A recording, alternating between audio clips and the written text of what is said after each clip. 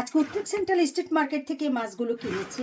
এখানে 2 piece Dorado fish কিনেছি, এটাকে আমরা এখানে ডোরাডো বলি, কারা কি বলেন জানি না। তো এই 2 পিস মাছ কিনেছি 15 ইউরো। আর এখানে হচ্ছে 3 পিস কোরাল মাছ আছে, এই যে 3 পিস কোরাল মাছ, বড় বড় 3 পিস কোরাল মাছ কিনেছি 12.5 ইউরো। 15 আর 12.5 হচ্ছে 27.5 ইউরো।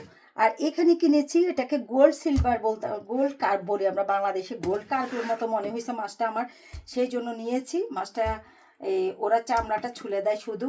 তো এই মাছটা নিয়েছি আমরা, আমি সব হচ্ছে 18.5 ইউরো। আর পাশাপাশি এখানে একটা নিয়েছি, এইটা সম্ভবত এই কি মাছ বলে বাংলাদেশে, ওই যে টাটকিনি মাছ বা অন্য কি একটা মাছ বলে আর কি, এই মাছের মতোই দেখতে। তো এই মাছটা অনেক বড় ছিল, এটা কিনে নিয়েছি। টোটাল আমি সবগুলো মাছ মিলে কিনেছি 48 ইউরো। 48 ইউরো বলতে বাংলাদেশি টাকা অলমোস্ট অনেক টাকা, 48 মানে বাংলাদেশি টাকায় 6,000 6,500 টাকার মতো বা তারও বেশি হতে পারে। 48 গুণ আপনারা 42 দিবেন, তাহলে কত হয় দেখবেন, বা 43 দিবেন, এরকম অনেক টাকা দাম অনেক।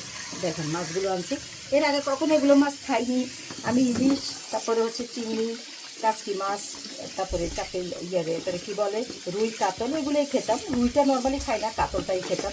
তো এই ফার্স্ট এই মাছগুলো আনছি, জানি না এগুলো মিঠা পুকুরের মাছ নাকি সমুদ্রের মাছ, বলতে পারবো না। এটা আজকে খাওয়ার পরে বুঝতে পারবো। এটা আজকে একটু কাঁচা বাগার দিয়ে একটু রান্না করবো। এই পর্যন্ত রইল, বাই বাই।